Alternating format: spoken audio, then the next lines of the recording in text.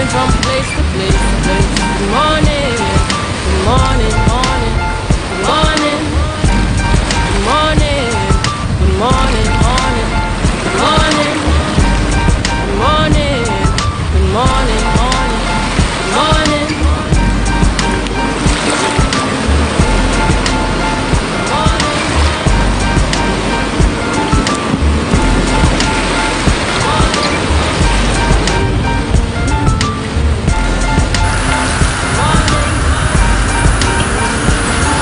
Good morning, viewers, and welcome to the Tobago Updates morning show. Bayside special edition, breakfast with the chief. It's just about 7 a.m. this morning. And I am Rhea Richardson George, and this is the day that the Lord has made, and we will rejoice and be glad in it. Good morning to you, Tobago. Good morning, Speyside. Yes. And everything Speyside. Rhea, it's a beautiful morning. Beautiful morning. Julian, Rhea, I'm glad that you're enjoying it. And let me tell you, viewers, Julian could not catch himself this morning. Imagine at 5, in fact, yeah, just around 5 o'clock, we're getting videos of Julian up, right? Bushy tail, having, what were we having? Fish broth early this morning to start off the morning. And Rhea, you know, then as Cassie was on the outside over the street, there I was, walked all over to the beach across by Gemma's there. Just standing up, taking in the beautiful sea breeze, the whole energy, the excitement of the East, really enjoying Speyside to the fullest. I would hate to just come here for a show, really enjoying the East to the fullest. It is a beautiful morning. I'm really happy that the team is able to experience the East a little bit this morning.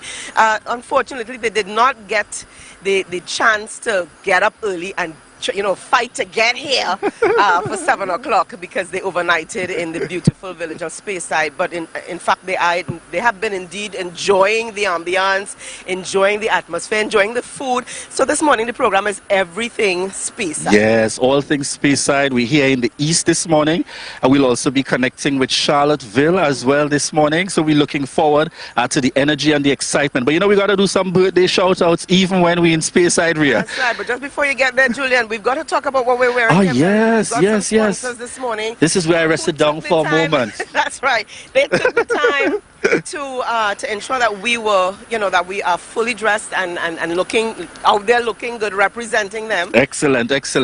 So this morning I'm wearing Rashad's from Rashad's men's store. The patterned shirt. Of course, we have the trousers to match, and let's not forget the Boatman Timberlands. Certainly outfitted by Rashad's men's store this morning. Thank you very much again. Remember, you can check out Rashad's right there in Mount Pleasant. That's right. And this morning I am a combination of Mateo's. Courtesy my shoes, courtesy my sandals, courtesy Mateo's, as well as Just My Size, located at Lower Burnett Hill, Scarborough, and the number 639-1643. So we're talking here the African skirt, the off-shoulder top, and they have also got an art and craft corner that they're inviting the public to come and check out. It's really beautiful. I saw it there yesterday. They've got dresses on sale for $79 and $100. And I want to take the opportunity this morning to say thank you so much to Nicole Parks, yes, of Just My Size, and her staff, the manager, Elodine Parks, and the staff, Alana Sandy and Desiree Trim. Good morning to you, ladies. Have a great day, and thank you so much again. And we're talking here, and I want to say it like Nicole, Just My Size. It's hard to get that like Nicole, right? I also want to shout out this morning, Rhea. You notice the hairstyle as well. Oh, definitely. Classic cuts by Aquilon. That's right. Classic cuts by Aquilon. So that's the combination here this morning. And, we really want to continue to support local, Rhea. That's what's really important here, particularly in our Tobago context as we look to rebuild, to continue rebuilding things here within our Tobago space. So we continue to support local. Also want to send birthday shout-outs this morning. This family is responsible for my love for the East. Started with a Harvest household. So shout-outs this morning going out to the Kent household there. Kosi, Nadi, Nikki, the entire Kent family. And I want to send out early birthday greetings to Nadia Kent. She celebrates her birthday this weekend. Nadi, enjoy. Birthday greetings coming to you from the Tobago Updates family. All right, and a special good morning going out to the Greys of Speyside. Ted Gray, Valerie Coker Gray, Tyrell Gray, Tyshawn Gray, and Jabez Gray. Good morning to this beautiful Good morning to this beautiful grey household, to my good friend Fifi, Fifi Spencer. Good morning to you. Good morning to the Spencers. Good morning, Alvin Gray, Brenda Gray, some of my Speyside people. Judy and Roy, good morning, good morning, good morning. We also want to do a shout out, Rhea. We had him on an interview, Ronaldo Belfon, the operations manager for Viewport. Today he celebrates a birthday, so birthday blessings going out to Ronaldo Belfon. And also, Ronaldo and I went to UE, and also another UE colleague of mine, Tinil Devines. It's your morning. Tinil Devines, it's your day. Enjoy your birthday. Again, birthday blessings and greetings coming out from the Tobago Updates family. All right, and a shout out to Auntie Dora Lyons. Now, we are in the village of Auntie Dora Lyons, who's always on the live. And she said to me, she said, Rhea, tell Julian, I said, don't go to Speyside and eat out all the breakfast. You hear what I'm telling you? So, Auntie Dora, good morning. And to the Davidsons of Speyside, all the Davidsons of Speyside. All right, I think that she has an aunt on the way in, a pink house, just before we got here, her aunt. So good morning to the Davidsons. Love to you this morning, Auntie Dora Lyons. And Rhea, you connected very well there, because this is my opportunity to also wake up Carol Fraser Davidson and the entire household. When I'm coming down this hill, I will be knocking on your door and blowing that horn. Good morning to you, Carol Fraser Davidson, here in Speyside, as well as Katie. Yes, you said you'd be on your way here. I'm waiting on you. I'm waiting on you, Katie Robinson. Yeah. I'm waiting to see you up here on this end. So we're looking forward, and we really want to thank those of you joining us. We have folks on the live with us this morning, excited about the interviews coming up. We are seeing Grace Stanley, Travis Moses, Russell Morrison with us on the live this morning, Ruth Persad, Sharla Ramsey Roberts. I'm seeing as well Toysy Jones, and well, one of our usual supporters, QK Melville, they're on the live with us this morning. I feel Macan sleeping in a little late these days. He's probably on vacation. Macan, his love. We also see on the live with us this morning, Liesel James. All right. Who else have we got? I see Keyshawn Robley, I see you. Yes, Macan reach on the live now. I see Macan just raise his hands. All right, Kanika Murray, we want to thank all of you for the love and support here this morning. Rhea, who do we have on the rundown? I mean, it's probably obvious who we start with. Who we start with, definitely. So, as we mentioned earlier on the program today, we're talking everything Speyside from the beginning to the end. So, coming up first on the program, we will be chatting with the Honorable Farley Augustine, Chief Secretary of the Tobago House of Assembly. Breakfast with the chief, certainly. So it's going to be all about the retreat, the outlook, and a lot more happening with him. And then we continue the discussions this morning with Newton George, and he will be giving us that natural history guide, a visit to Goat Island. And this segment will be done by Candice Jackson, and I think Candice is somewhere here. Somewhere over yonder. Somewhere over. So viewers, we'll be connecting with Candice Jackson. And then we have on the lineup this morning as well, Rayan Moore, the leader of the Charlottesville Police Youth Club. No stranger to Tobago. And I know she's coming here proudly to represent Charlottesville this morning, to let us know it's not just about being in Speyside, but it's Speyside and Charlottesville. That's right. All right. And who do we wrap with this morning? And the funny thing, Julian, about country people is that they are here very early. In fact, before time. So we got here this morning and Ryan was already here. Yeah. Right? So closing us off. She ain't playing with that at all. No. You can't be country people with time. So closing us off on the program this morning, we're chatting with Avion Orr. And she's an art teacher at the Speyside High School. And a shout out this morning to Speyside High School, Julian. I have a hint of blue on me this morning to represent his Speyside High School. I know, and I've got to shout out my cousin as well, teaching at Speyside High. Joselle O'Connor, teaching at Speyside High. Want to say good morning to you, and of course she has that love and passion for teaching. How could I forget? I must shout out our youth assemblyman for the area as well, Adriel Wheeler, usually tuned in to our program, and I know that Adriel will also be launching a youth organization, and that will be happening over the course of the weekend. So all the best there as well. Good morning to you, Adriel. All right. And Avian Orr is going to be chatting with us on the art at Speyside, and a few of their students have been recognized throughout the years for their artwork under Sir Tomley Roberts and Miss Avian Orr. So we're going to be chatting with her on all of that. So Ray, what's been happening in Tobago? You know, I've been relaxing in Speyside. I'm not quite certain.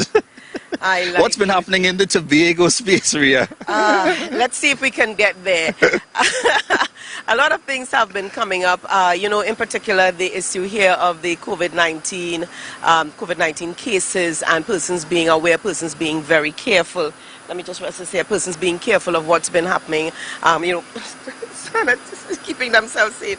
I'm battling here. I'm battling here with a sugar fly or something that seems to want to. So let me give Ria a moment there. And I also, as we are up in the east, let me make sure and shout out one of my good friends as well. And I see she has joined us on the live. Nadine Stewart Phillips, good morning to you. Morning.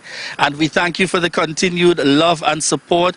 Ria, that's another household that I can be sure to enjoy a meal at, and certainly taking care of me, being in the east as well. I want to say thank you so much. Thank you so much this morning. Ria, who else do we have on the live and the lineup? And Ria, we had to ask for extra time this morning, because we're in Speyside and people are alerting us, so therefore we need to connect with persons, of course, to make everyone aware. I'm seeing Kai Martin as well, reminding Adriel, you need to go up there and meet them. Kai, I agree in terms of coming up here to meet us this morning. And the morning show is leaps and bounds in the lead. Well done to the team. Davin Nancis, we agree with you and we thank you so much for the continued support coming out here. Ria, I see that Siobhan Stewart Allen has come out from anniversary celebration, so she can tell us once again on the live. Good morning, yeah. Ria and Julian. She's alive and well. Thank God for that. But I'm understanding that we have a special birthday going out today to former assemblyman, in fact, former Chief Sec Ansel Dennis, celebrating his birthday today. So good morning and happy birthday going out to you this morning, Ansel Dennis. Right, and we also sending out birthday celebrations to Esbon Andrews. Morning and birthday greetings to you coming from the Tobago Updates family. Ria, it's a great morning in the east. It's a great morning in the east. You can't get this at the Tobago Updates studio. I know, and I can only anticipate it must be a challenge for the chief to be deciding, my God, leaving this kind of energy on a morning to wake up in Lowlands. I tell you. I'm seeing a good friend of mine in the midst, and I want to send a very special shout out this morning to Pastor Selby Nimblet and his wife, who is my sister Kimoy Nimblet. Good morning. Kimoy Reed Nimblet. Let me put in the read here. Good morning to you guys. Pastor Johnson, Sister Karen, good morning to you guys. Julian, it's time for us to share the live. Yes. Share the live. So viewers, we want to remind you, we're having a great time today. This is the Tobago Updates morning show. And we want to remind you, remember to share the live, share the live, share the live. I want to get up out my chair, cause everybody's getting so lazy. Don't want nobody touch my hair, cause a lot of sisters acting too crazy. And them not tough like this, rough like this, and them not nice like this. Some can't take it when you talk true sense, rather hear the words I glorify nonsense. Yes, and I got my brain, and I'm pretty like my mama. I don't. To all Tobagonians and visitors of this beautiful island, the Tobago Recycling Resource Initiative is seeking your efforts and support in keeping a clean and organized, friendly environment. In doing so, drop-off bins are located at strategic areas around Tobago for your recyclable materials such as plastics, aluminum and steel cans, glass bottles and Tetra packs in bags, and let's protect our environment. Our own Tobago Recycling Resource Initiative is here to propel that change. Look for the white bin nearest to your area.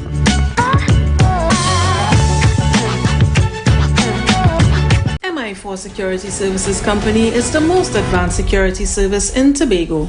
Ask about our cash and transit service. It's safe, risk-free, reliable, and timely.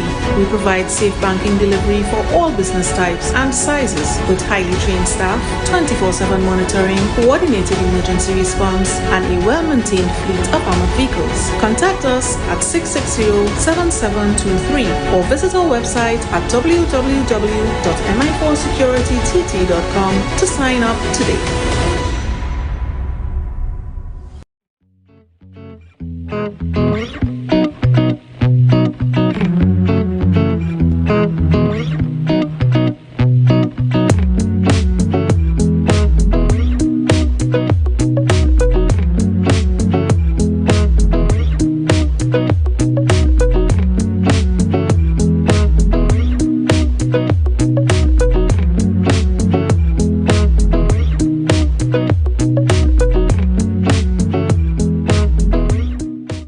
Patricia Nicholson Richards to our Welcome top to Tobago story. Update Sports. I'm your boy Marcus Daniel. Thank you. Trinidad and looms as remains when the public is nobody lives here. Oil and gas exploration continues to affect the livelihood. Speyside Marine in Tobago fishermen. When will the Sion Roxborough Francis Hospital be fully functional? of the 5 a.m. to 12 p.m. window Still at the island treasures like the golden continue waterfall to rise in Tobago.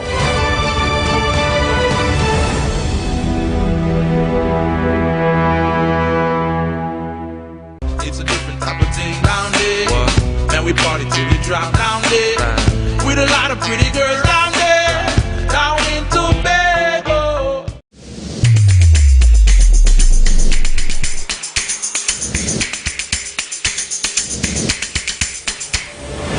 Good morning, morning, good morning, morning. Put a smile on your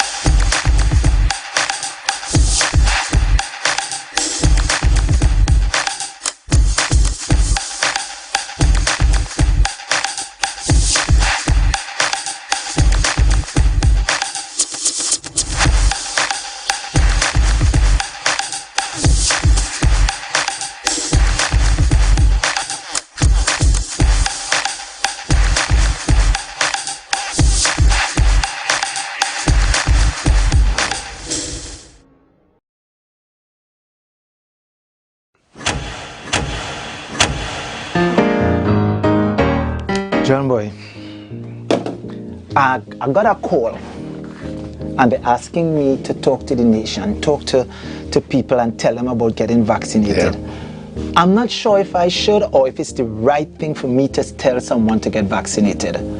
Yeah, but you just came out from Tobago. Yeah, and 3 of my friends passed. And that's when I realized, you know, I really need to say something. Similarly here, I have an insulin-dependent son, and so I had to get all my kids vaccinated. I didn't have a choice. I made the choice because of my parents. But the question is, what or who do you love more than yourself for you to make the choice to protect yourself or protect them from you? Trouble again! Trinidad and Tobago, let's stop the spread of COVID-19. Vaccinate today. You can now get whatever.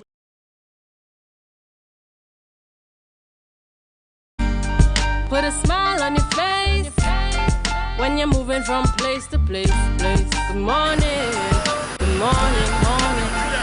Good morning, viewers, and welcome back. It's 7:23 a.m. and this is the Tobago Updates morning show. We're coming to you live from, and I pause, Speyside. Breakfast with the Chief this morning in this segment. We welcome on set with us, well, sorry, Rhea, on set, as in on the beach with us, overlooking. And he'll tell you better about the space that we're in this morning. Chief Secretary, the Honorable Farley Augustine. Good morning. Good morning. Good morning to you. I'm tempted to say welcome to Tobago Updates, but I know you tell us, where are we in Speyside? In an area that we call Indian Bay, which is, the correct name is West Indian Bay if you check the records. And this property at one time was owned by a lady that dressed the Queen, and then the property was later purchased by Mr. Bermuda's. We're talking about those who own the biscuit factory that you're aware of, right. Cricks and so on. And so we are here perched on one of their decking overlooking Goat Island and Little Tobago.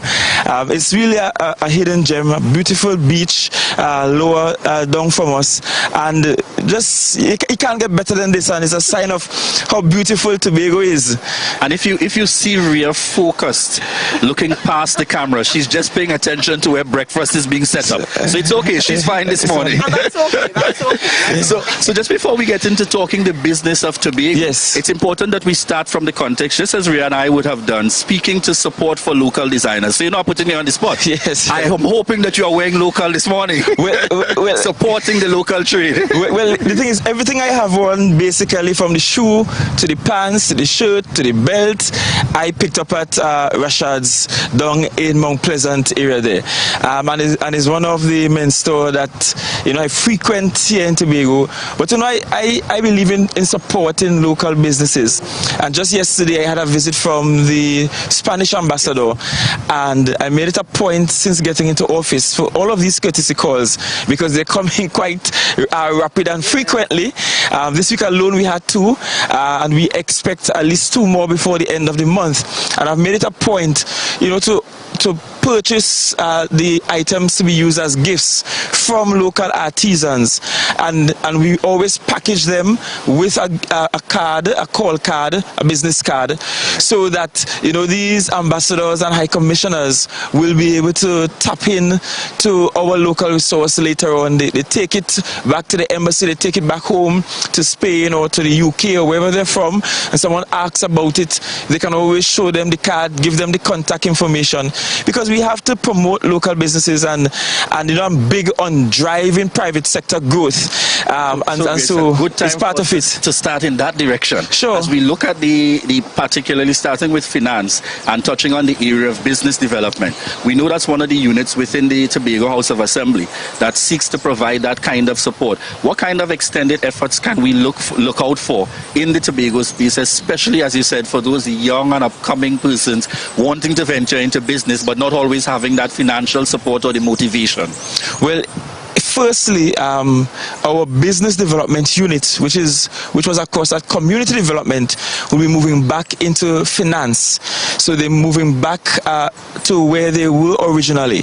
You will notice that now we have the portfolio includes trade, so it's finance, trade, and the economy, and that's because part of the mandate is to build out a trade desk, or rather trade office, that will be particularly keen in moving Tobago goods and services beyond the Tobago space.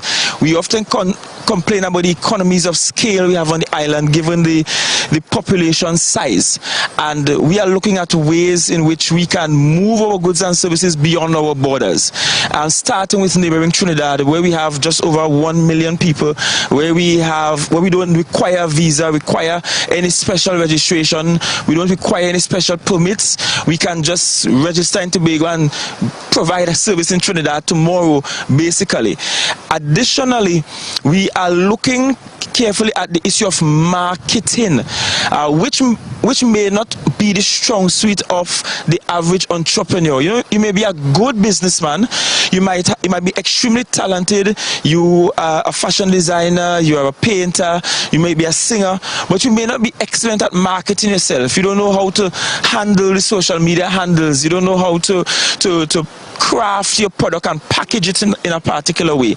And so that's the kind of expertise we want to bring, so that we can move products, and as in goods and services, from the entrepreneur, from the creator, all the way down to the end user. We're looking at setting up Tobago shelves in major supermarket chains in Trinidad. We're looking also at partnering with the manufacturing sector down in Trinidad. We don't have a vibrant manufacturing sector. Today, for example, the Secretary with responsibility for food security will be going into Goldsboro to look at that plant that was being set up to look at the processing of root crops into flowers. We're complaining about the price of flour. I've already given them the mandate that they need to go and talk to the KISS, the Bermudas, all those major manufacturers, Carib and so on, because we have to begin to move the product from right in Tobago, from a nice package inside Penny Savers or your local supermarket. We have to move from packaging with just putting things in a plastic bag and tying a knot on the end.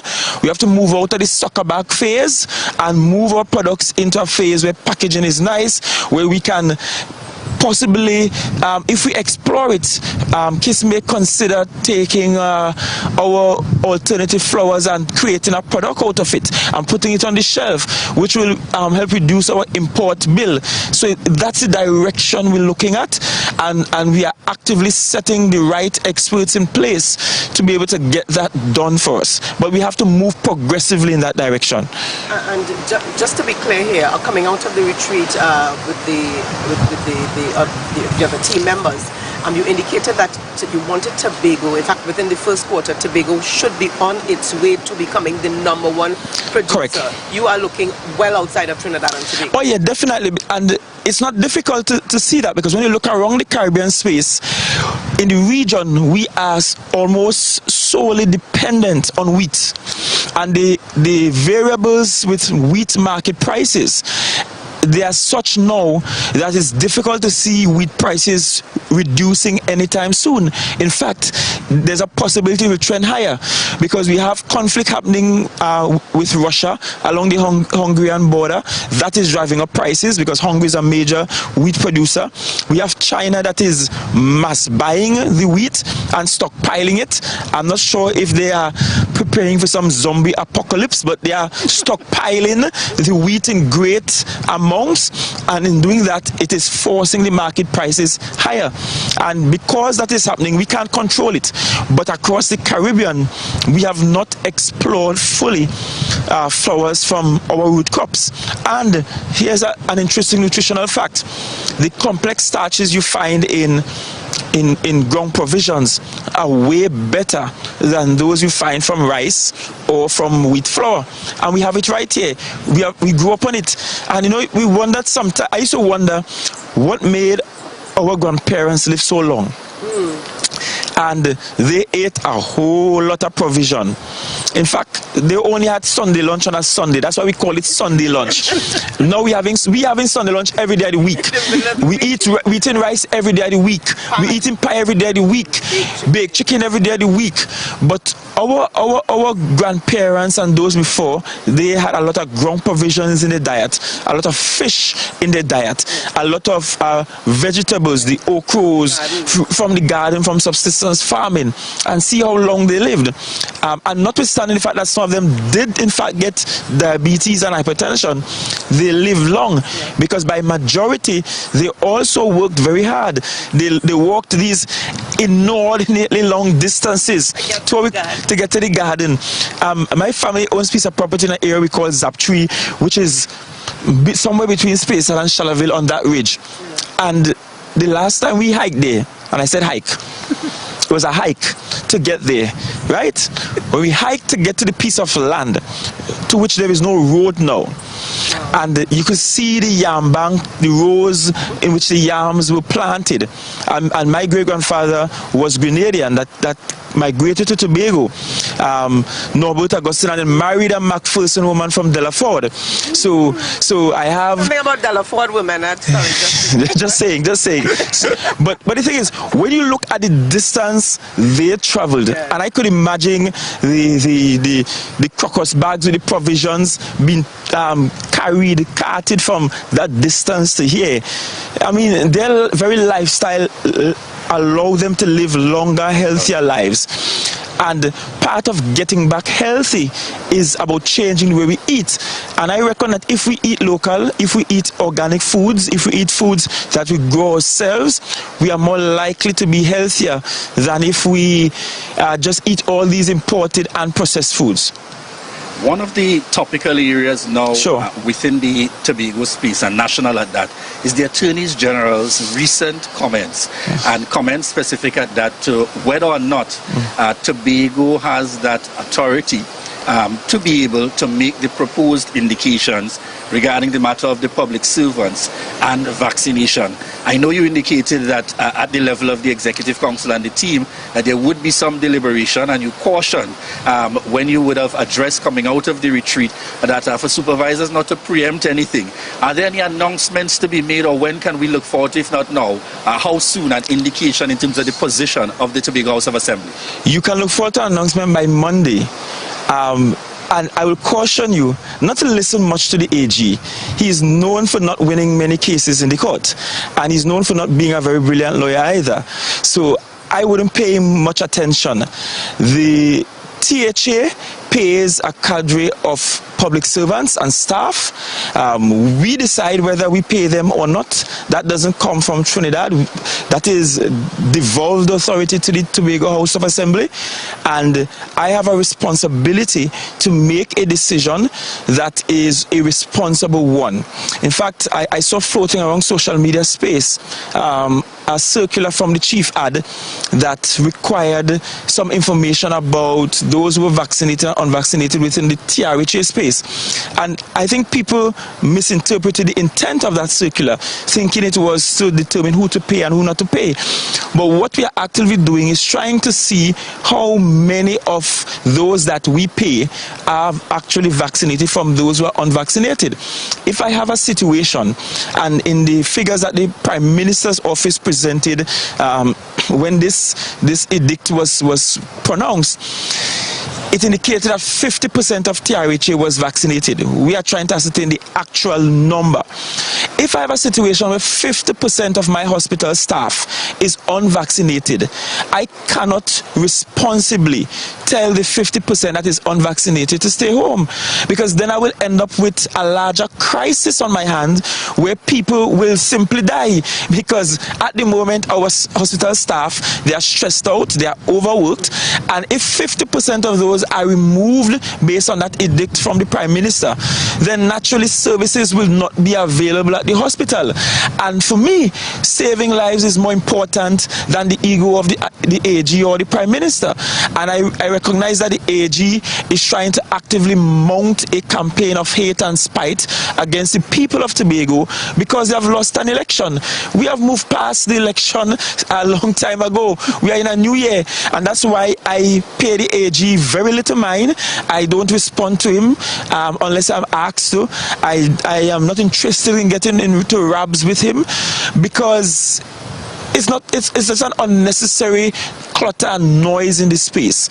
We are going to do what is responsible.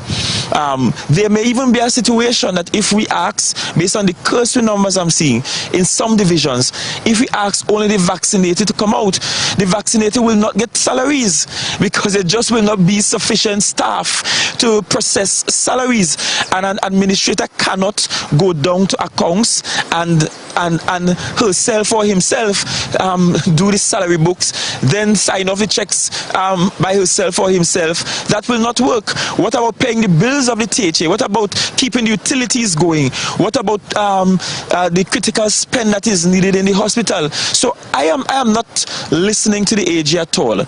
I am doing what is responsible, which is, one, carefully ascertaining what our numbers for vaccinated versus unvaccinated looks like, and then determining what is the best approach. I understand the intention of the Prime Minister, and I understand the intention of the Prime Minister is to try to find an aggressive way to coerce people into getting vaccinated. But the cost of the candle should not be more than the cost of the funeral, and we have to measure that. Are you in support of the potential move which he also spoke to about possibly making it law in Trinidad and Tobago, the matter of mandatory vaccination? Well, again, pay a little attention to the AG. For that matter to be law, it will require a special majority in the Parliament. In fact, even the Prime Minister's pronouncement is not legal. No single public servant, no single politician can just stand and say, this is a directive, don't pay workers, don't come to work. You can't, because there are other implications as well. Implications for gratuities, implications for pensions, implications for service. How is that those days accounted for? There's nothing in the law that provides for it.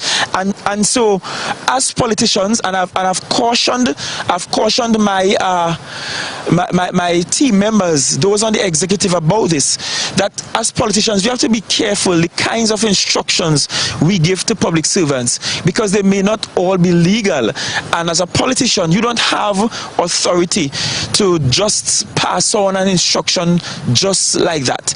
You have to ensure that the instruction falls within the limits and confines of the law. And again, I understand the intent of the Prime Minister. I am vaccinated. I know people who are unvaccinated, and I believe in vaccination by choice, and I believe we need to educate and keep educating people, and communicating with people properly will result in more people opting to take the vaccine. But as well-intentioned as it might be, the truth is the road to hell is paved with good intentions, and we have to be careful we don't create a deeper crisis than the one we are already having. And I will do what is responsible for the people of Tobago. I will not just run with something just because the Prime Minister says it, or because Al-Wari comes and speaks in his best convent voice, talking up in his nose hole, and somehow that makes it law. That's not how we operate in Tobago. All right, let me ask you here, Chief Augustine, with regards to Kelvin Morris's letter, Kelvin Morris, Minority Leader Kelvin Morris's letter to collaborate for health. What are your thoughts on that? Will you be responding to that? Oh, well, most definitely. In fact, at the first sitting of the House in December last year, the 21st of December, I think it was, I told him, when we broke the session, I told him that I would love to have a sit down with him. And so he knows that I have no problem meeting with him at all. Dr. Faith B. Israel, Secretary Dr. Faith B. Israel, has already indicated to the team that she plans on inviting him to one of those large COVID task force meetings so that he can see the general perspective, he can hear from the medical practitioners and see the direction we are going into. Most likely I'll try to see if I can meet with him next week. We tried communicating via phone this week and it didn't quite work out because when I called him I didn't get him, when he called me he didn't get me, sort of thing. This week was particularly hectic on my side. In fact, yesterday I had my breakfast yesterday at some minutes to 7 in the evening. My wife packed my lunch bag with breakfast and I had it minutes to 7 in the evening. That is night time, that is dark time. Wow. Right? Because from the time I got in, I just kept going until that time. Yesterday was just one of those days, and this week was just one of those weeks, you know. But certainly within next week, I will have a meeting with him and hear from him. And the truth is, I really want us to build out a different kind of political culture for Tobago. Trinidad must look at us in Tobago and envy us and look at what we are doing in this space and want what we have in terms of how politicians interact with each other. And trust me, Mr. Morris and I am certain we'll have heated debates. We will have some strong disagreements, and we may even have some choice words for each other in the future. But that should never prevent us from being human to each other and being cordial. And I already gave him a verbal commitment that I will give now, that although he's in the minority, his district will not be marginalized, right, or will not be sidelined because he's not a part of the majority. Because we just have to build a different political culture. The truth is, though we have different political philosophies, you know, we all share the same end goal, which is that we want to see Tobago progress. Right. I want what we have here. I mean, I don't think anything beats this in the world. I mean, I could see the sunrise in the morning, the best sunrise in the country from right here. I can sometimes look when I'm on top of the hill, I can see all the reef just there underneath the water, the coloration in the Atlantic Ocean there. I go to Charlottesville, I see it. I drive around Tobago. I mean, every community in Tobago, you can find spectacular views. And it says to me that one God already gave us the best he could give us. It's left for us now to work together in a much more harmonious way in getting things done and ensuring that we could work things out. And again, we have to change our political culture. And I know that's what Al-Wari and Dr. Rowley has not gotten yet. So they saw that we beat them badly in the election, and they know they want to come after us.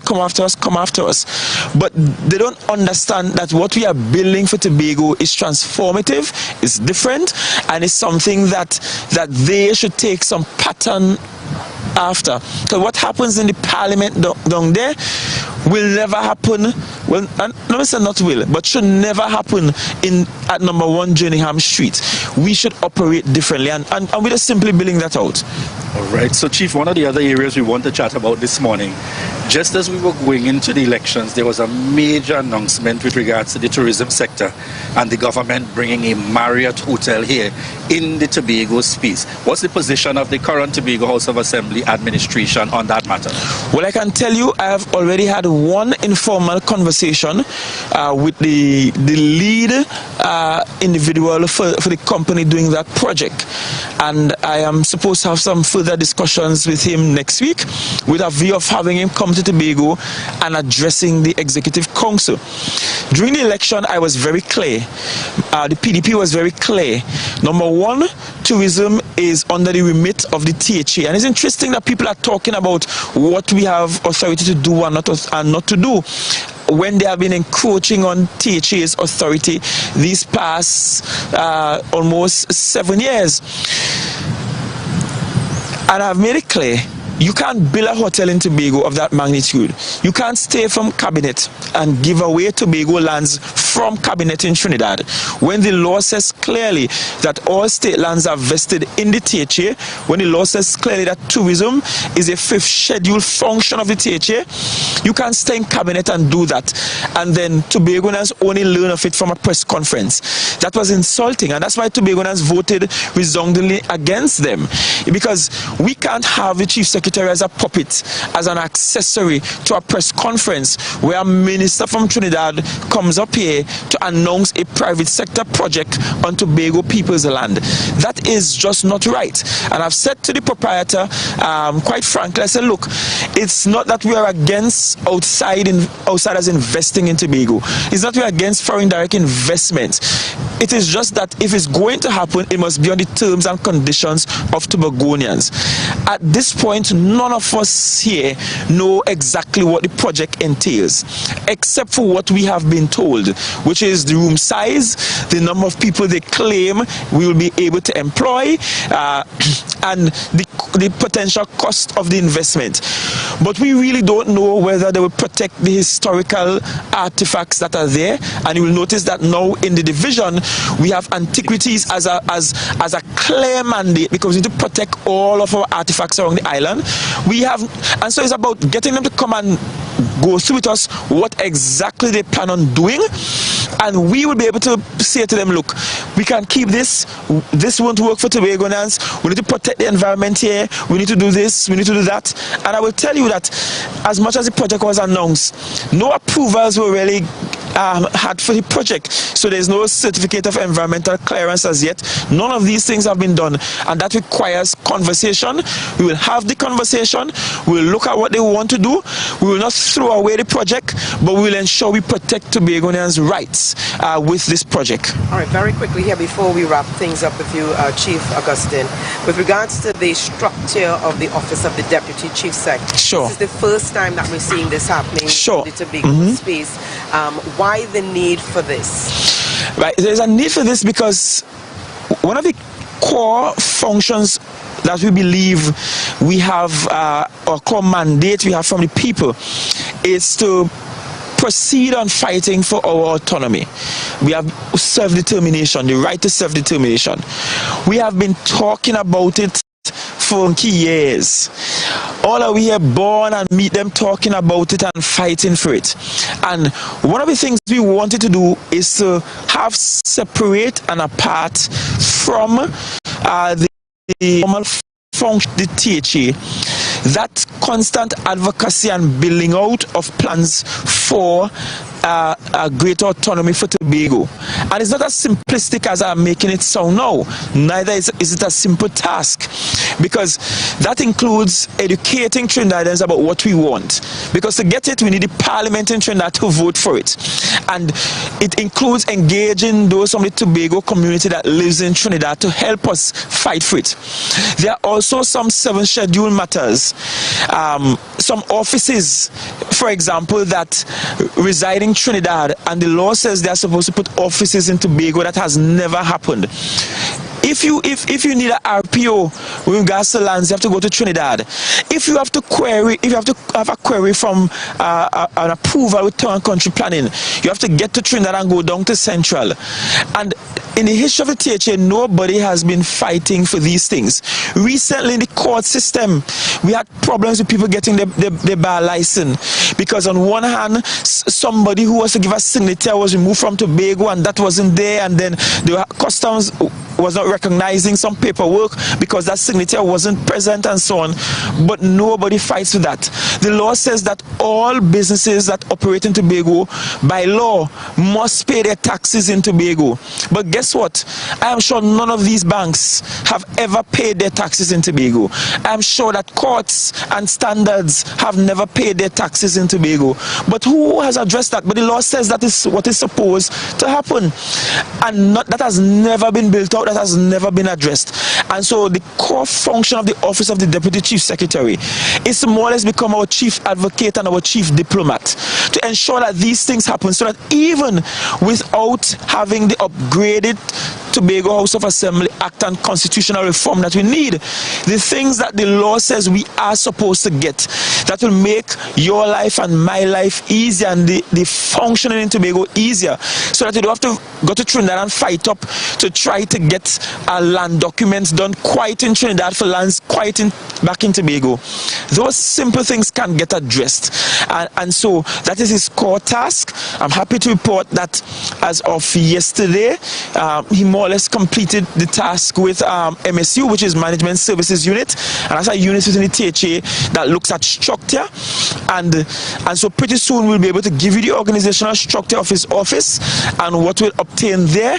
And we hope that this will not be a one-off thing, because some of these issues, you know, we have suffered with them for donkey years, and some may not be completed in the space of 4 years. And so I'm hopeful that it's a tradition we will continue, so as to ensure that Tobago gets its autonomy that it has been fighting for a long time. Chief, I know we're running out of time, but Tobago will not forgive us if we didn't ask about the follow-up on ex gratia payments to public servants. Of course, I know they wouldn't forgive you. And you know what is interesting, and I'm smiling, because in the campaign we received quite a bit of flack for this promise. On one hand, some said, well, the then Chief Secretary came out and said that would cost about $20 million. You know, we don't have money for that. I didn't realize at the time that they were spending out all the money, so they weren't planning to leave any money for that. And then on the other hand, she was saying, but that means it's severance benefit and so on. I'm happy to be going to finally understand what ex gratia payments mean. And people all of a sudden are tagging me in what they see Barbados doing and St. Kitts and Nevis doing, and who is doubling their salaries for Christmas and all of these things. And I'm saying we are looking within this fiscal year, before the end of the fiscal year, to make those payments. And that's because when I look at Tobago families have been hard hit by this pandemic. There's been a serious reduction in income, in household income and disposable income. And we took for granted that a lot of what we had it because we had some services that were available. And with the shutting down of the economy, people were hit hard. Many have lost their jobs. And it shows COVID-19 has exposed bare the systematic flaws we have with regards to our economy. And it shows that we were not sustainable in terms of the economy we built. And so I have given a mandate to the folks in finance, and we should be wrapping that up soon. And I mean, I will be the happiest person when I'm coming to announce and say, look in your bank account, workers, you see some extra, something extra in the kitty there.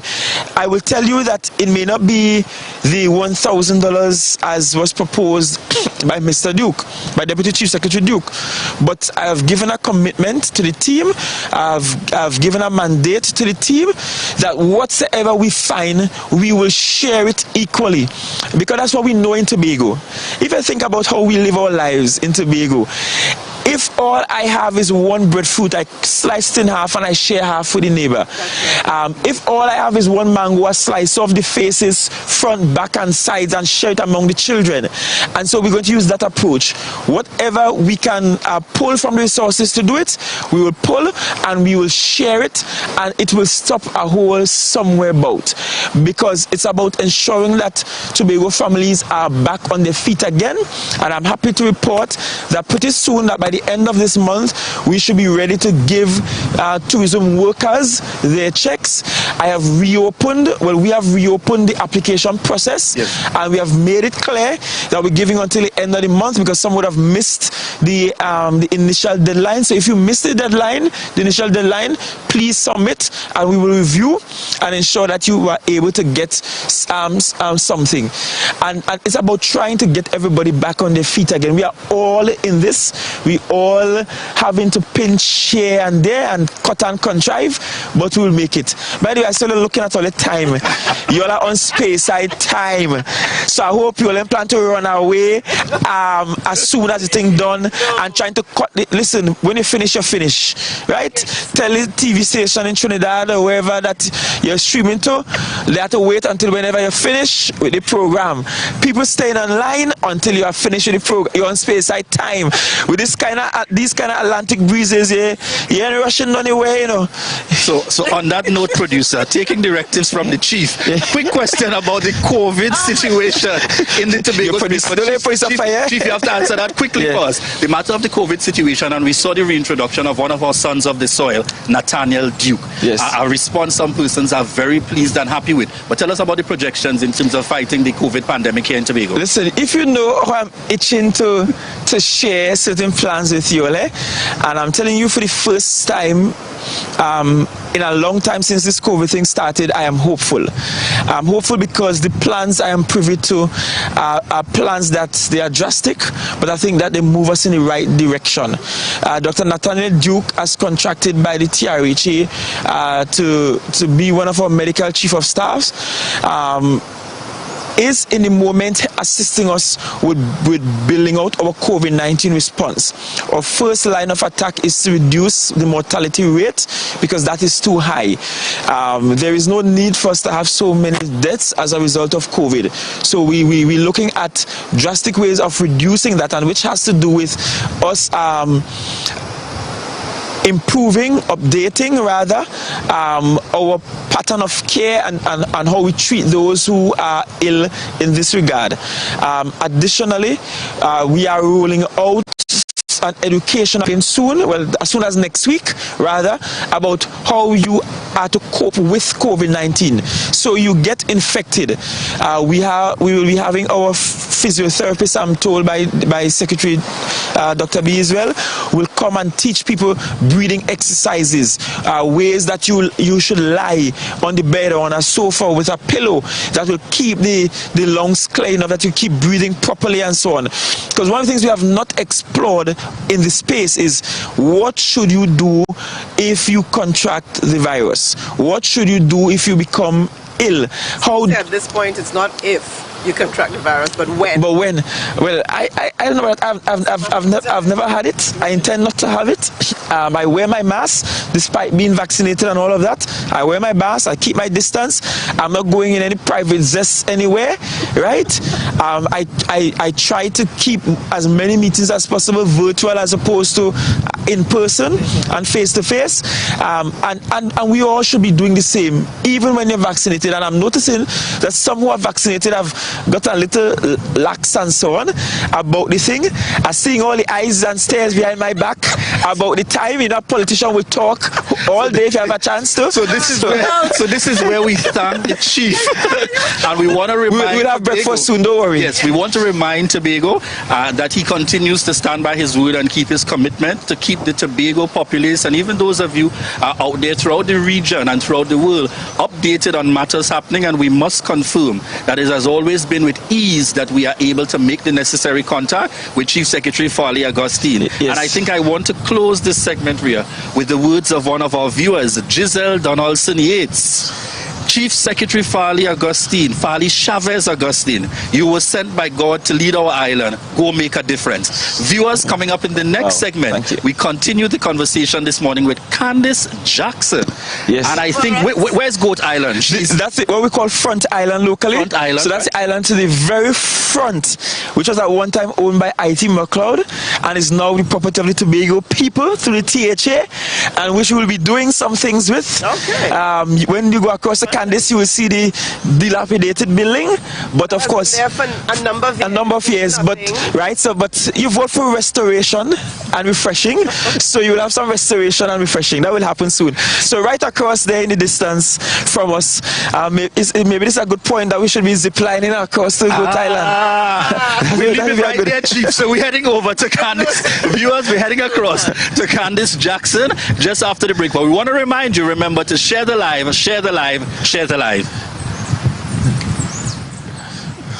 All Tobagonians and visitors of this beautiful island, the Tobago Recycling Resource Initiative is seeking your efforts and support in keeping a clean and organized, friendly environment. In doing so, drop-off bins are located at strategic areas around Tobago for your recyclable materials such as plastics, aluminum and steel cans, glass bottles and tetra packs in bags, and let's protect our environment. Our own Tobago Recycling Resource Initiative is here to propel that change. Look for the white bin nearest to your area.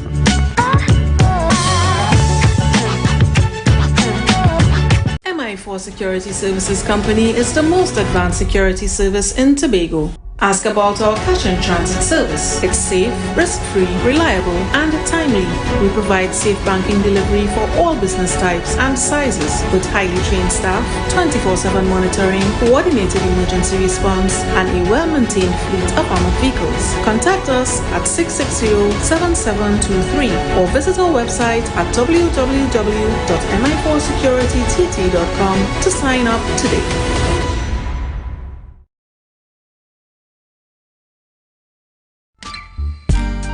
Put a smile on your face when you're moving from place to place. Good morning, good morning, morning, good morning, morning.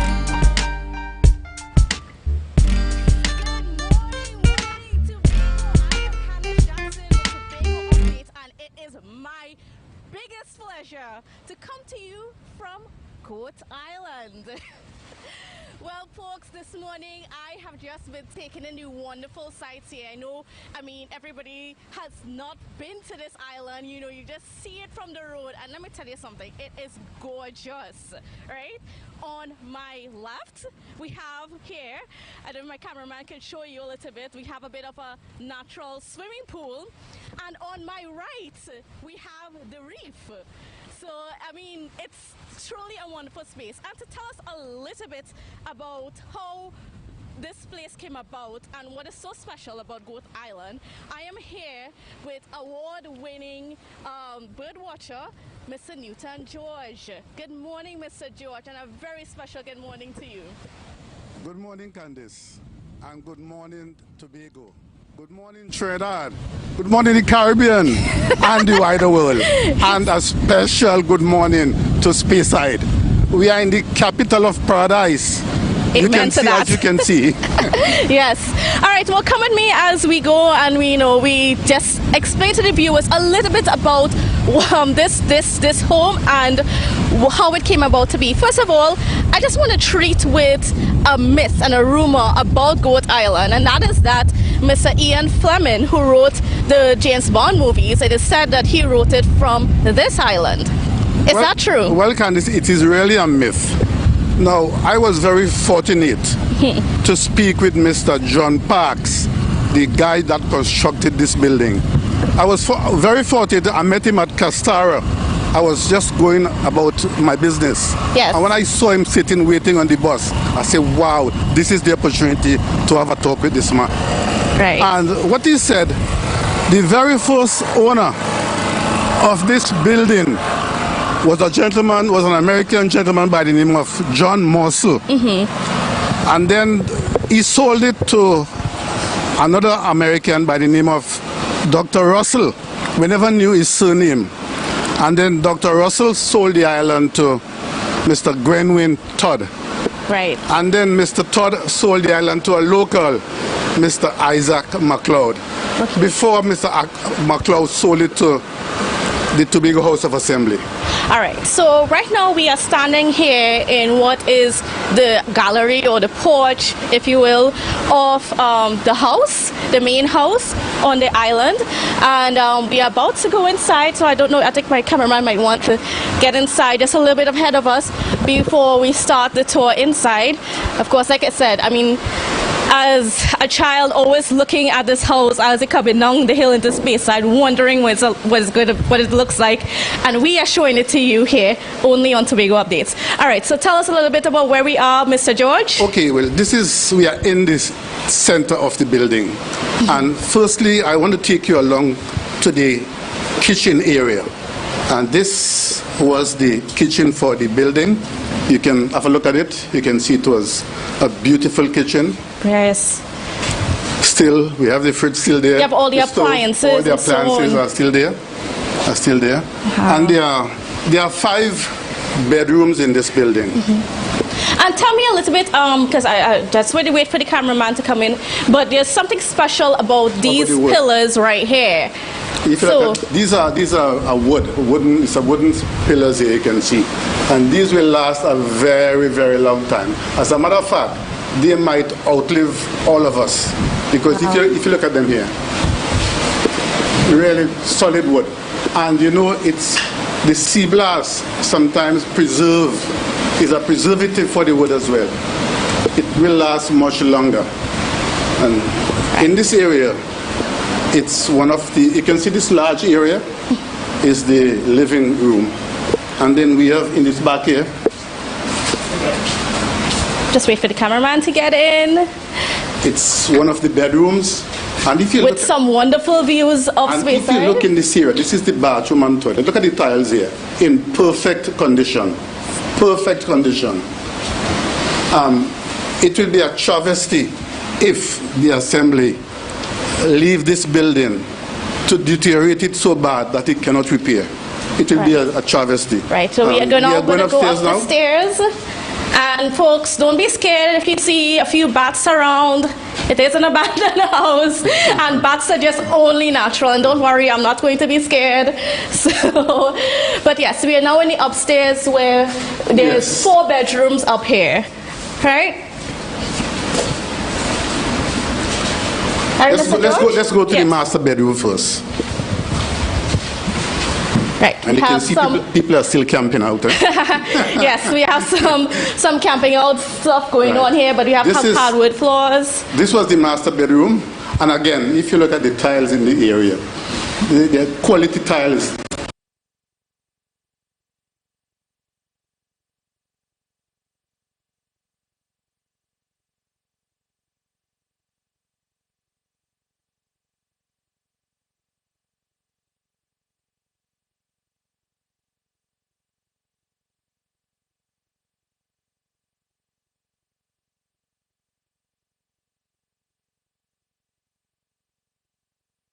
You're seeing Speyside, and the other window you're getting to see the ocean a bit more. I mean, can you imagine walking up to this scene every day?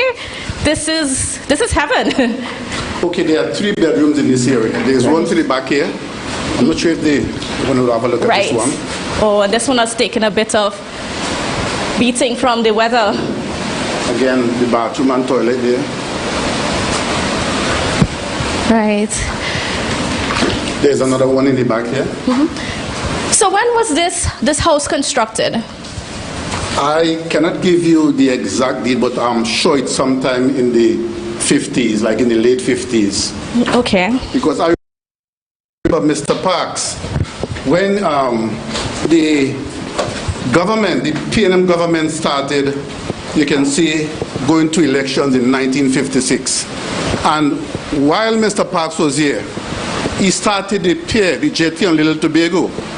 And when Dr. Williams found out he was not a member of the PNM, he dismissed him from the job. Okay, folks, now we're coming out to the back side of the house, and where there are some stairs. You would see some stairs in the distance, and that what leads to what, Mr. George? Okay, these steps here leads to where they had the Delco that was servicing the building with the electricity, and further on there is the servant quarters up there as well. And this area, it's a really beautiful view, overlooking Blue Waters Inn, overlooking Starwood, Belmont, and beautiful Speyside as well. Folks, let me just take a minute to just take in this view. Listen, we came up here really early this morning, just as the sun was rising. And Farley is, Mr. Chief Secretary Farley Augustine is right. It's one of the most beautiful sunrises I've ever seen in the morning. But look at this view of the whole of Speyside, the mountains and the ocean. It is just majestic. And to add it to this as well, in the back of the house, I'll take you there in a while, there's a jacuzzi and a seawater swimming pool as well. Right, right. And then what is so special about this area right here? This area, half of this building here is fresh water. So the water was collected from the roof, and half of the building on the bottom, the first floor, was water. So it wasn't a problem to get water on the island, because they had enough water to service the island from the rainfall. So can you tell me a little bit about what it was like growing up in Speyside, and all this activity going on for the house and the different owners? Well, all my life I lived in Speyside.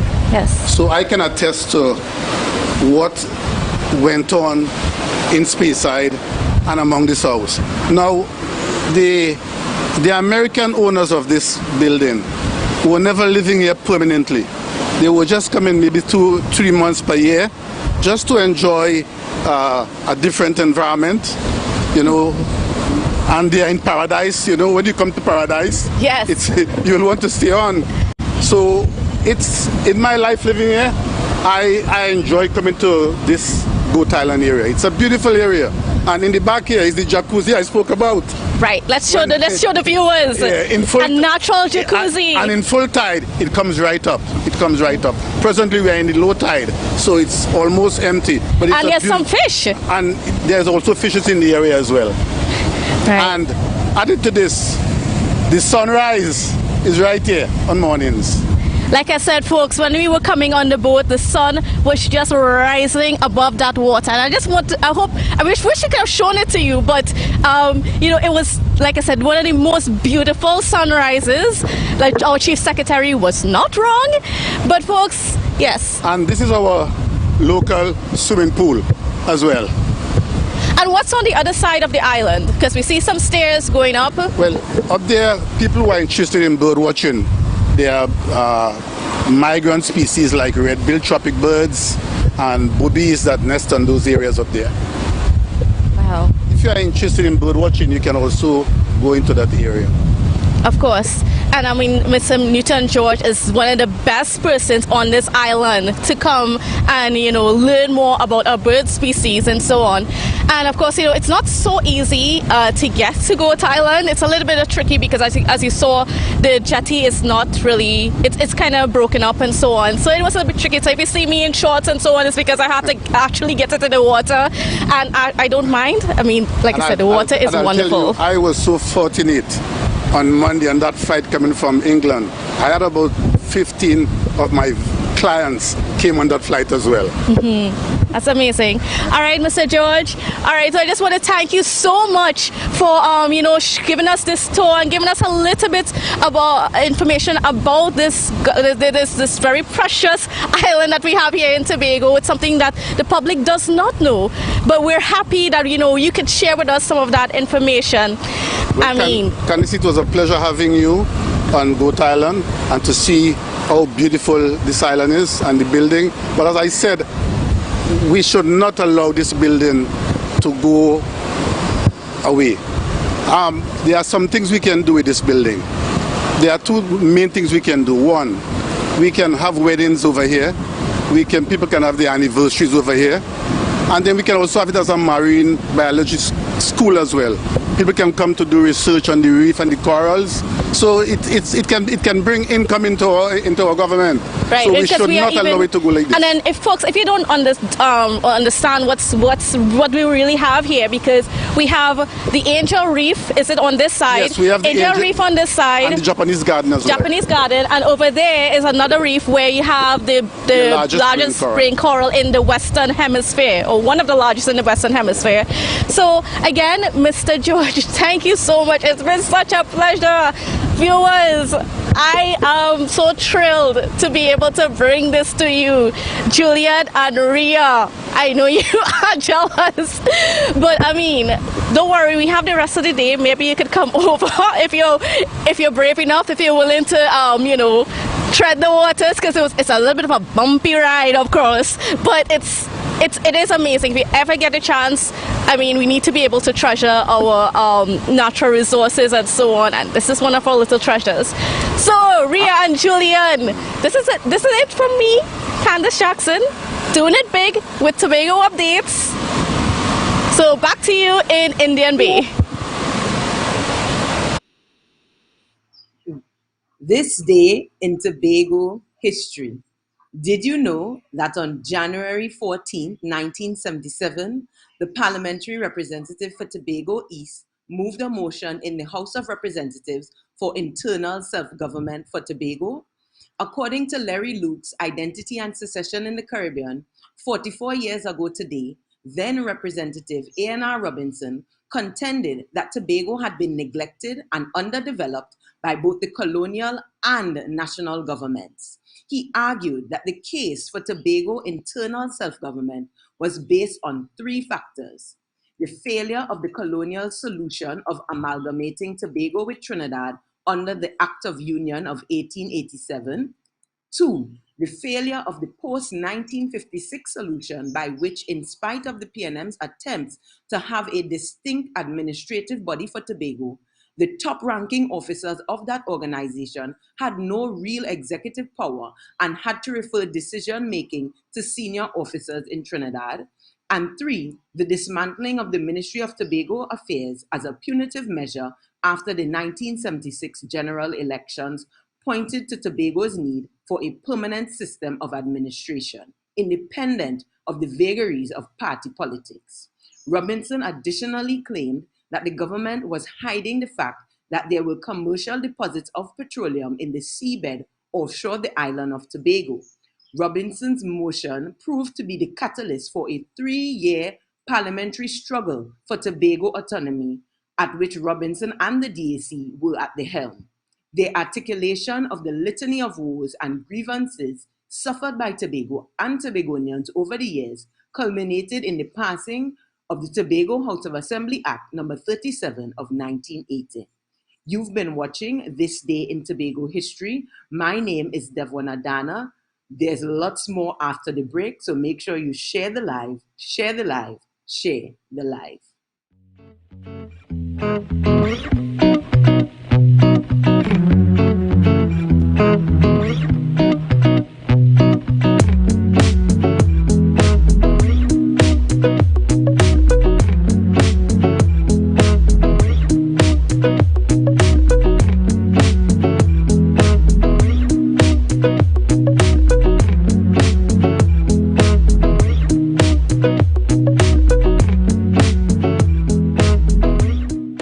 Patricia Nicholson Richards to Welcome our top to Tobago story. Update Sports. I'm your boy Marcus Daniel. Thank you. Trinidad and looms as remains when the public is nobody lives here. Oil and gas exploration continues to affect the livelihoods. Spearsides Marine in Tobago fishermen. When will the Sion Roxborough Francis Hospital be fully functional? of the 5 a.m. to 12 p.m. window Still find at the islands treasures like the golden continue waterfall to rise in Tobago.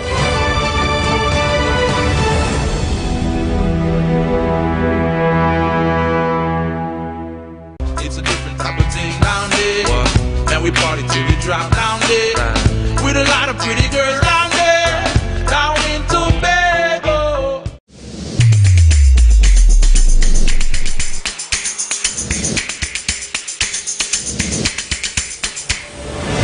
Good morning, morning, good morning, morning. Put a smile on your... You You can now get whatever you need whenever you need it anywhere in Tobago with Tobago. Your meals, medication, groceries, and shopping all delivered directly to you. No more hassle, no more stress. Get the Tobago app today on Google Play or Apple App Store. That's TAPPOGO, and let us deliver to you. Check our website at www.tapogo.app or call the experts at 494-TOGO and 484-4746. Tobago. Relax. We will get it to you. Tobago's at your service.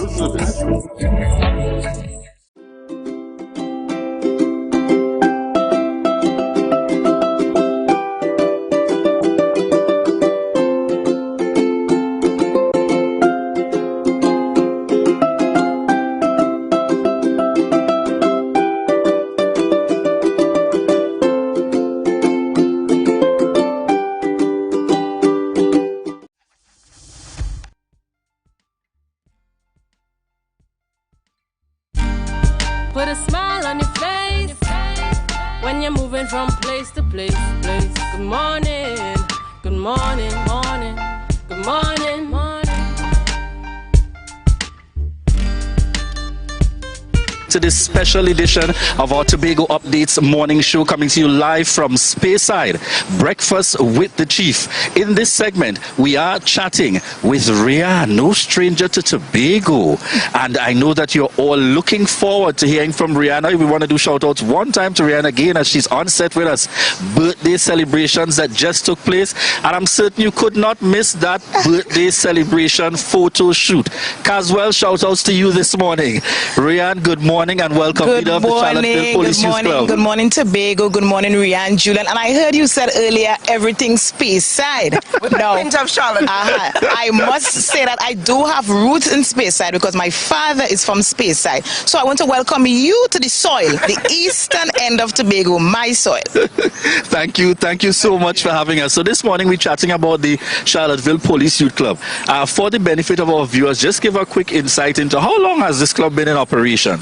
So the club officially started in 1996. However, in 2013 there was a rebirth and I was then appointed the leader of the Charlottesville Police Youth Club. So the club has been in existence, I would say, for actually 9 years now. This year will bring it to 9 years.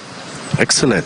Yeah. All right, and tell us about some of the activities. We understand that there are youth clubs, police youth clubs throughout the island. Yes. But what are some of the activities that you all are engaged in? So police youth clubs have noticeably dominated the youth space in Tobago.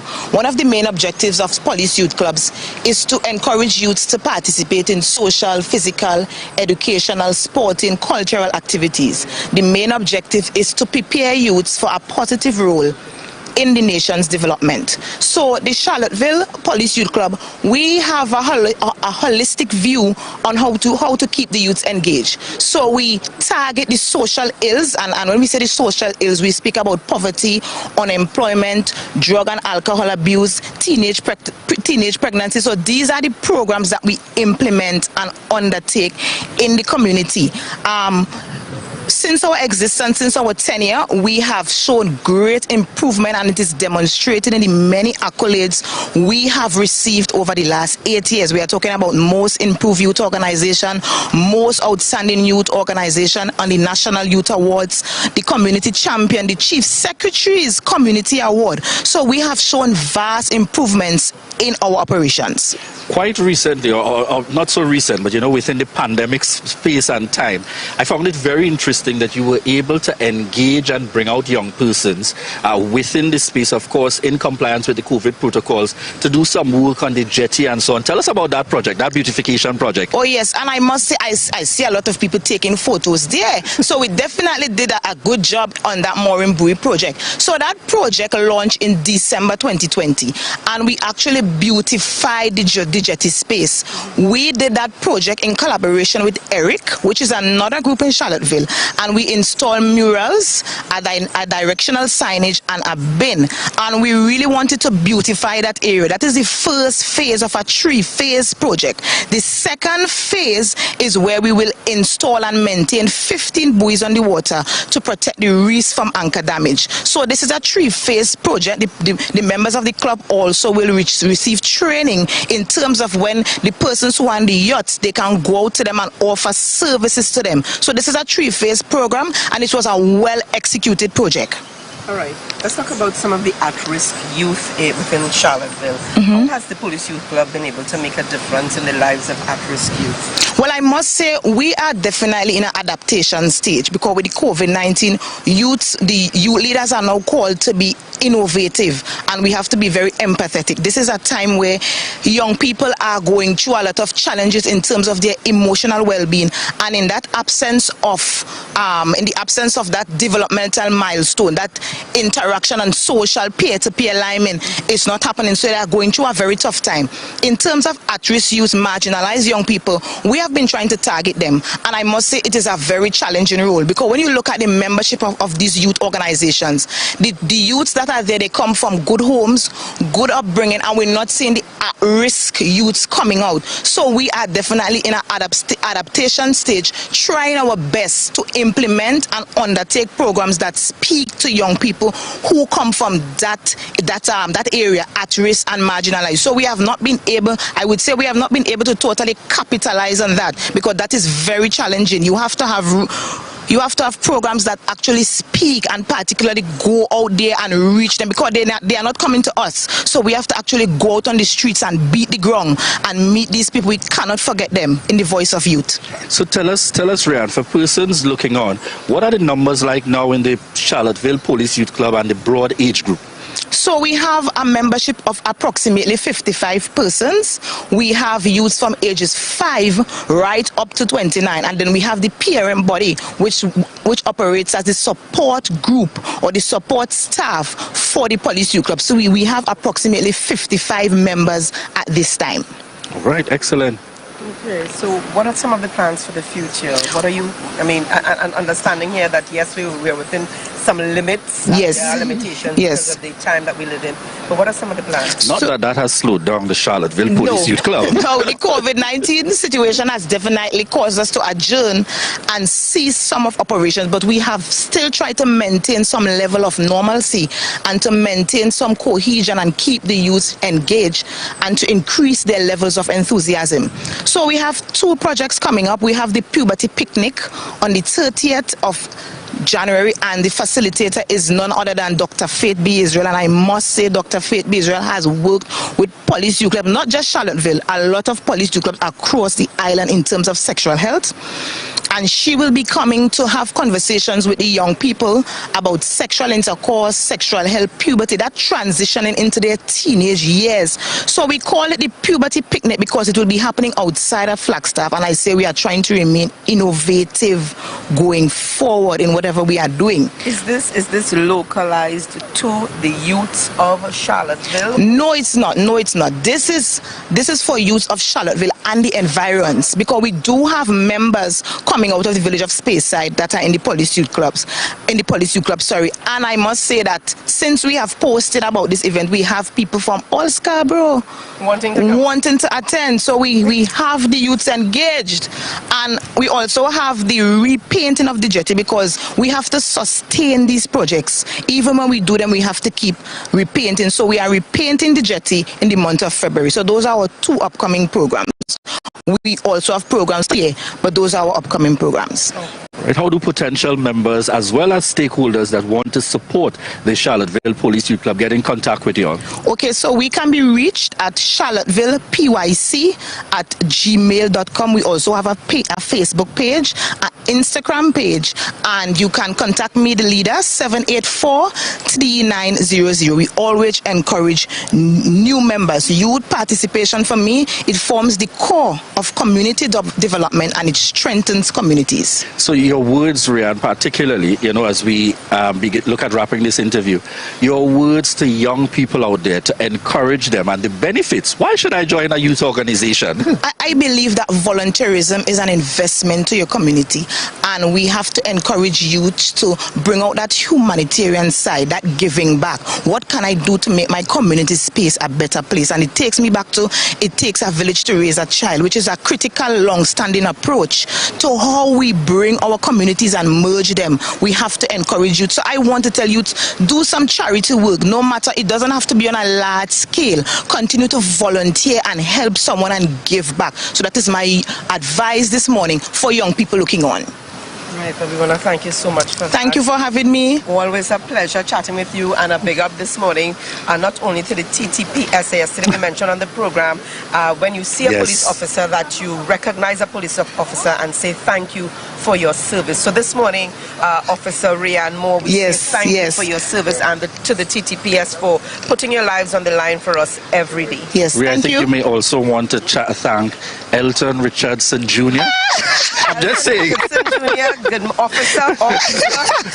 That's my colleague out of UE as well. Yeah, but your colleague, my brother. Let me big him up this morning. Yes, big up Elton. Big up Elton, my co-worker. And thank you so much. I want to say as well, good morning to my husband, Oswald George, teacher at Speyside. Hi, good morning. I love you. And to Ria, just Mr. Adin. I'll be back home shortly. Carry on, Ria. yeah, baby. So, also, we want to say thank you to two of our sponsors, Hair Sanctuary, and to Kiana Jones, and to her perfection. We say good morning and thank you again for and I got to remind them as well. Classic Cuts by Aquilans, of course, the haircut this morning, as well as the outfit by Richard's Men's Store, located there in Mount Pleasant, continuing to support the Tobago Updates family here. And we want to thank you for that support. Remember, you can feel free to continue to make contact with us at info@tobagoupdates.com. Also, contact us via phone, because I know after this morning you definitely want to join the advertising lineup. It's 284-6597. Thank you very much again, Rian, for being on with us this morning. Have a good day. I suspect Rian might be joining us for breakfast. Definitely. You never know. Definitely. She's not leaving. You can't miss breakfast with the chief. We're not done yet. And just in case you were hearing some cutlery banging on this side there, nope, it's not people that the chief have asked to assist with breakfast. It's the chief himself. It's the chief himself dealing with it on this side before we go across. We're not done yet, folks. So we want to remind you to share the live, share the live, share the live.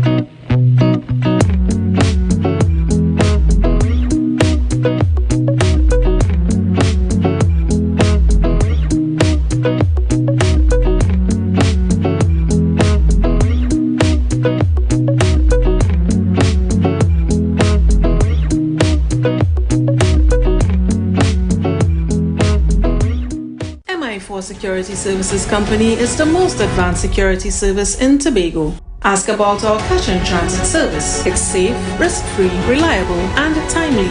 We provide safe banking delivery for all business types and sizes with highly trained staff, 24/7 monitoring, coordinated emergency response, and a well-maintained fleet of armored vehicles. Contact us at 660-7723 or visit our website at www.mi4securitytt.com to sign up today.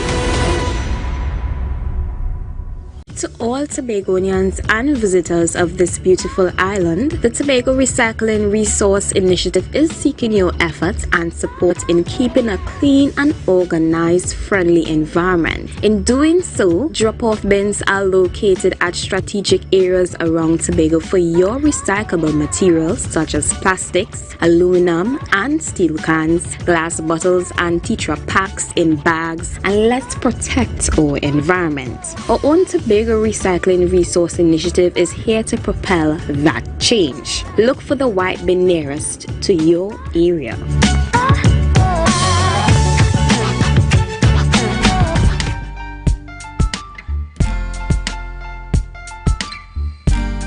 Put a smile on your face when you're moving from place to place. Good morning, good morning, morning.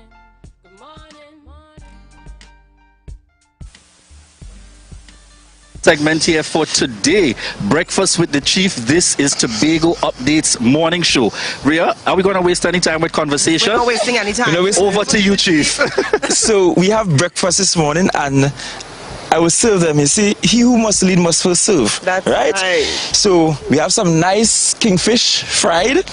We also went towards ensuring I got some chicken, because we have some tongue folks here, so they may not eat any fish, right? But creatively, what we did is we took the chicken and we created some nice balls, almost like akra, with the chicken meat. Of course, we're eating healthy, so we have lots of salads, and you can't come country and get a good bake, good coconut bake. Thank you. A good coconut bake, and we get some flaxseed for good measure, and of course we have our sausages, and we have our fruits, watermelon, our bananas, and by the way, these are not bananas you buy in no kind of import. Proper silk fig and thing, and pineapple, and of course your nuts and your grains and so on. And we have chocolate tea. We have chocolate tea for those who want good chocolate tea. So I'm just going to say that we're going to eat, we're going to chit chat. That's right. And of course, and we go from there. Sorry I can't share with everybody, but you'll watch us eat. And you know, Ria, I don't want us to leave out the viewers at all. Yes, Makita George, Speyside hospitality at its finest. Right. Hi, Makita. Russell Morrison, Tobago style. Katie, where are you? Hey, look at the layout. Pops. Right. Katie, where are you? Laverne Simon, QK Melville, we see you all in the lineup out there. Anne-Marie Davis. Have no fear, folks. I'm about to try each and every item just for you. And he's not just for you. That's right. So love going out to all our viewers this morning. We want to thank you for joining us. We are going to be enjoying this breakfast for you, not just for ourselves, but for you. Every bite we take, we will think of you guys. And I want to assure Anna Augustine, he's having an early breakfast this morning. That's and right. He's making sure that he's going to sit down and have a meal with us before he runs off to duties. That's right. To my parents, Elton, Joan Richardson, and my aunt Esther Holdip. Love to you guys. We will be enjoying this. And Auntie Dora Lyons, this one. Dora Davidson Lyons from Speyside, this one is for you. Love you. Lavian Skeet. Laverne Simon. I know Lavian called me this morning while I was up here, because she asked me, Daddy, why do you have to leave so early? Why do you have to leave so early? Why do you have to be on the show so early? I said, well, it's in Speyside, and we want to thank everyone for the Speyside hospitality. Lavian Skeet, Daddy is seeing you out there, and thank you so much for your continued love and support this morning. She said, make sure and give her a shout out specifically. That's right, we wanted that. So viewers, have a great day. Stay safe on the roads, and we will see you. Have a wonderful weekend. Be safe. We'll see you on Monday right here for the Tobago Updates morning show. Bye-bye, everybody. Bye-bye. Tag along and never look back, chick. Trendy, a little crazy, intelligently, singing rock back, chick. No sticks, no stones, or any kind of weapon don't belong here. I don't wanna break no bones. I just want a microphone. Take the mask off your face and look at me face to face. Good morning, good morning, good morning. Put a smile on your face when you're moving from place to place. Good morning, good morning, good morning, good morning, good morning, good morning, good morning, good morning, good morning.